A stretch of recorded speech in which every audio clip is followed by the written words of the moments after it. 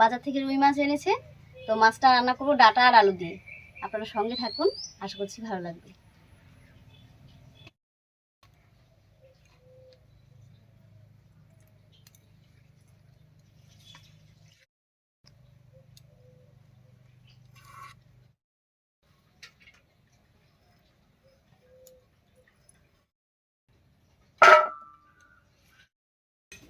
আমি উনুনটা জ্বালিয়ে মাছগুলো ভাজতে ভাজতে মশলাগুলো সব করে নেব।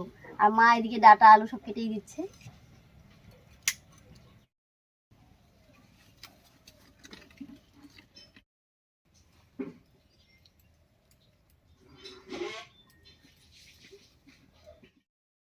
উনুন জ্বালিয়ে কড়াই বসিয়ে দিয়েছি, এবার কড়াইতে দেবো সরষের তেল।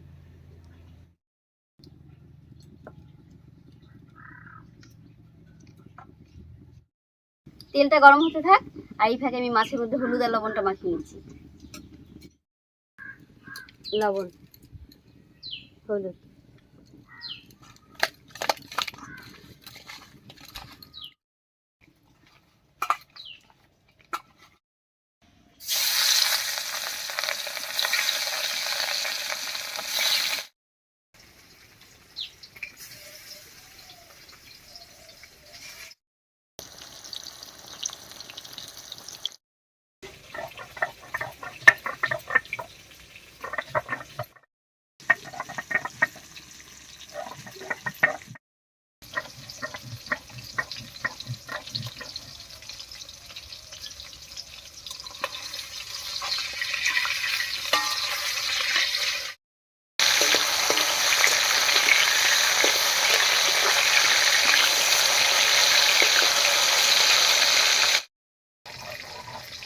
এই মাছ কটা ভাজা হয়ে গেছে, নামিয়ে নিচ্ছি।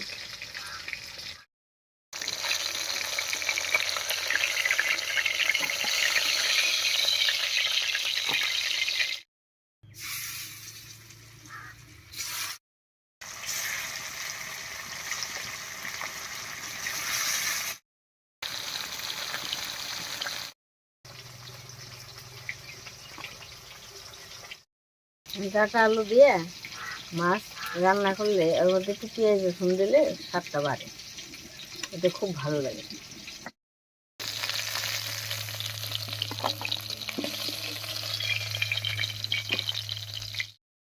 এবারে মাছ ভাজার এই তেলের মধ্যেই ফোড়ন দেবো, আর ফোড়ন দেবো গোটা জিরা আর পেঁয়াজ কুচি দিয়ে।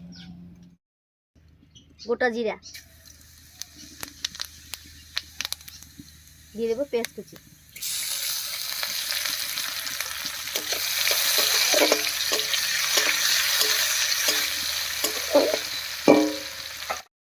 পেঁয়াজটা বেশ লাল লাল হয়ে গেছে। এবারে দেবো কেটে রাখা আলু।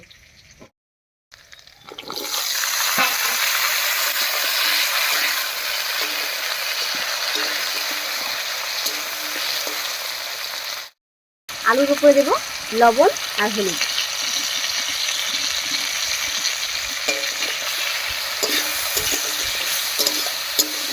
খুব ভালো করে মিশিয়ে নিলাম। এবার একটু ঢাকা দিয়ে দিয়ে ভাজা ভাজা মতো করে নেব।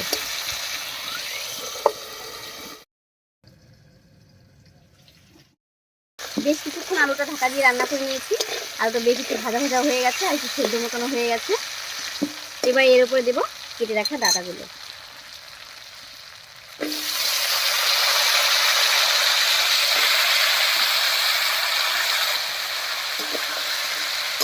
এবার আলুর সঙ্গে খুব ভালো করে মিশিয়ে নেব।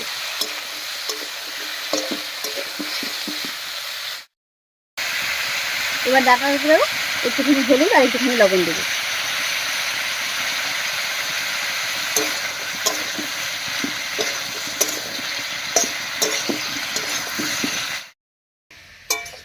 হলুদ লবণ দিয়ে খুব ভালো করে মিশিয়ে নিয়েছি।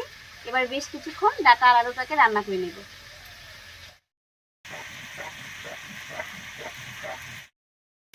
বেশ কিছুক্ষণ রান্না করে নিয়েছি ডাঁটা আর আলু। এবারে বাটা মশলাগুলো সব দেবো। প্রথমে দিয়ে দিচ্ছি 2টো কাঁচা লঙ্কা আর 2টো শুকনো লঙ্কা বাটা।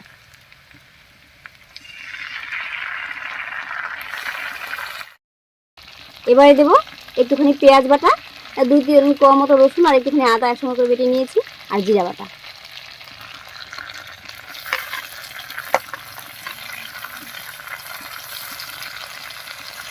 এবারে মিশিয়ে নেব।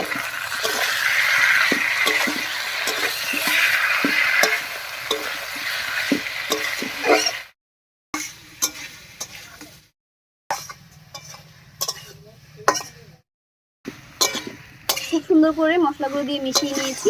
এবার সামান্য একটু মশলা বাটা জল দিয়ে কষিয়ে নেব।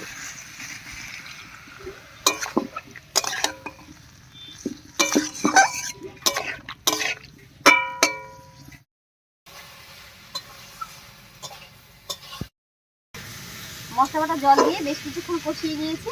এবার ঝোলের জন্য জল দেব।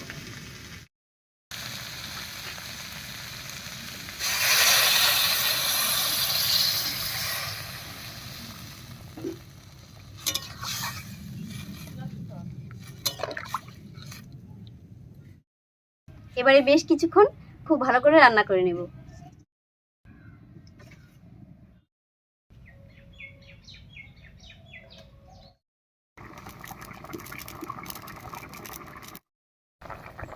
বলক উঠে গেছে, এবারে ভেজে রাখা মাছগুলো দেব।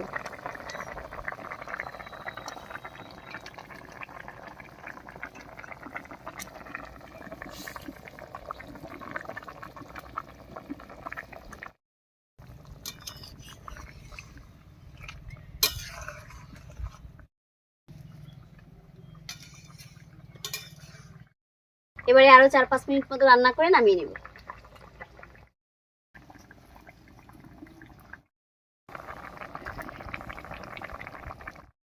ডাটা আলু দিয়ে মাছের ঝোল একদম রেডি হয়ে গেছে, এবার নামিয়ে নিচ্ছি।